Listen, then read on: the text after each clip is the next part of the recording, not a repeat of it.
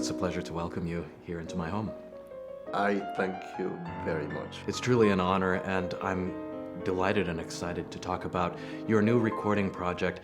This is of particular interest to me because you're not just starting out your career, but this is in fact your first commercial recording. What does that feel like, and how did you choose the three last Beethoven sonatas? First of all, it was a dream of mine to play this program. The three sonatas form a perfect triptych. You know, a triptych is a work of art with a centerpiece and two adjoining works in the visual field. But this is a musical triptych of absolute perfection.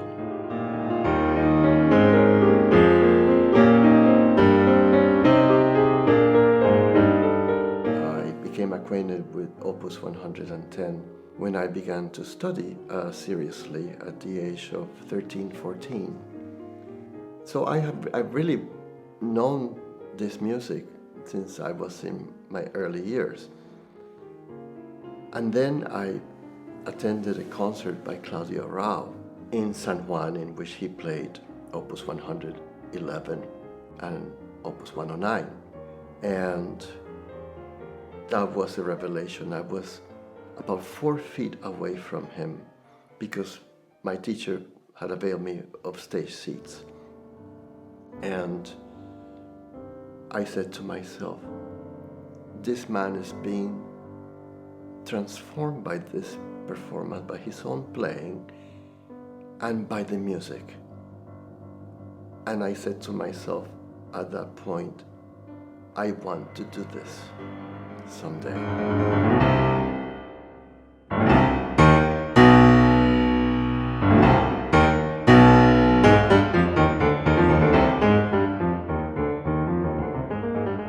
Imagine how this music and the process of learning it, performing it, and recording it changed you. Oh my goodness, in so many ways. It was a transformative experience for me, and one that will stay in my memory forever. I'm also wondering what you've learned about Beethoven in the process of going through this journey. That he was a very good man, that he had goodwill towards humanity. He was not shy about knowing who he was and what he could accomplish as a composer. He knew he was going to continue to live through his music forever. And I think that's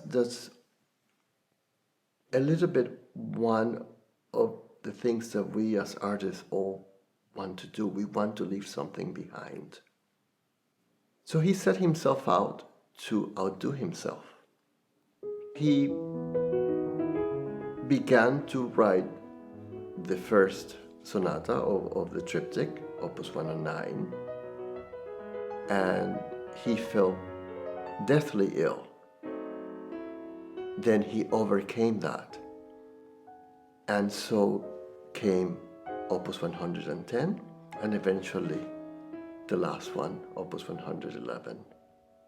It represents essentially the culmination of a career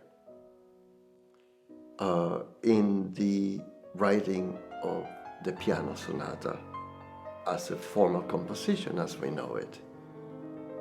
But it is at the same time so much more than that. It is essentially and simply a perfect example of the triumph of the human spirit over adversity.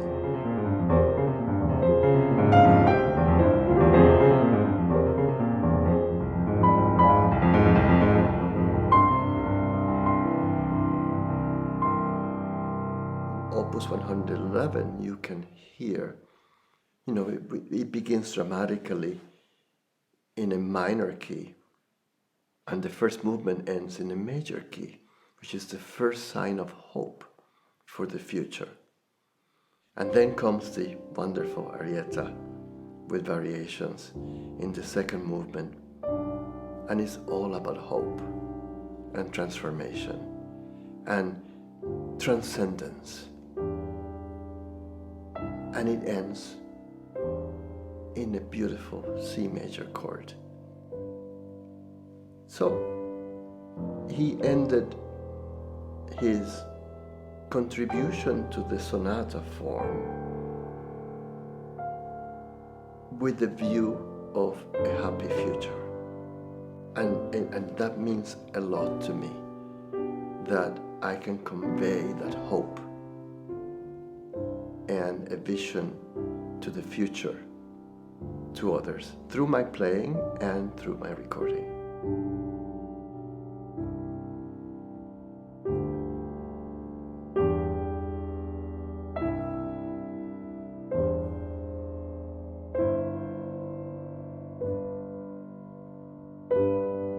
So Gerardo, we as pianists have seemingly this reverential attitude towards this incredible music. You've heard great pianists play it. I'm wondering, how do we know if we ever feel ready to play it? And how do we know if we're ready to put it down on a recording? I don't feel that we're ever ready. Music is something that happens within a space and time.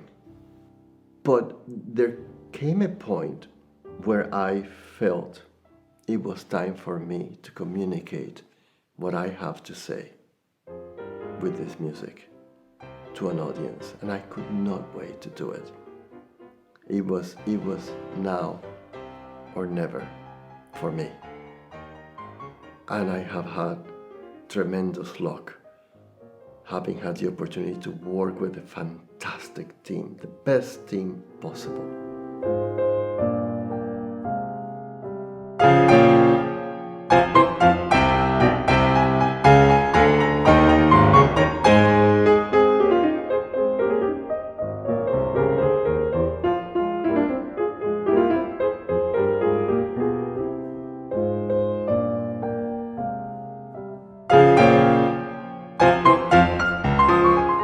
The world of the recording studio is a setting where the musician repeatedly recreates a musical moment.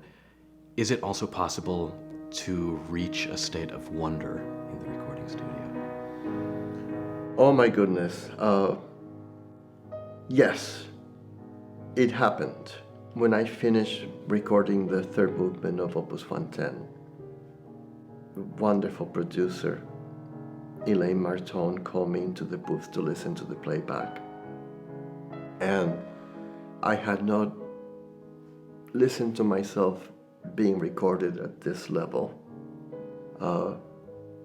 before, and I put on my headphones. And I have to say that what I heard sounded so beautiful. I began to sob uncontrollably. I had to stop. I was moved by the energy in the room. I was always inspired by the moment. But when I listened to the music from this perspective, all the emotions that were put through in my preparation and the work that we had done thus far and the obstacles that I have had to overcome to get to this moment converged. And we had to take a break, and then we kept going.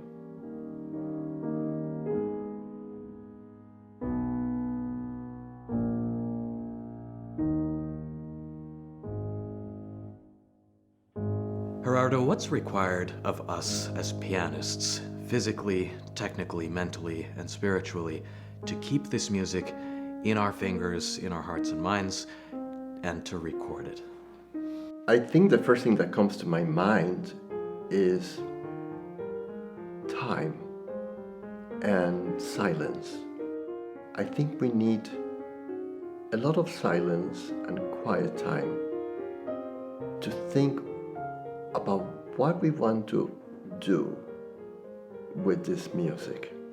You must have ultimately a transcendental goal in your mind, because that's what's going to carry you through the obstacles, and that's what's going to allow you to conquer them.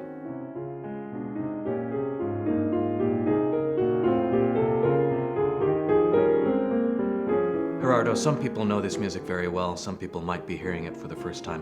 What is your hope of what a listener might bring to the experience of hearing your interpretation of this music?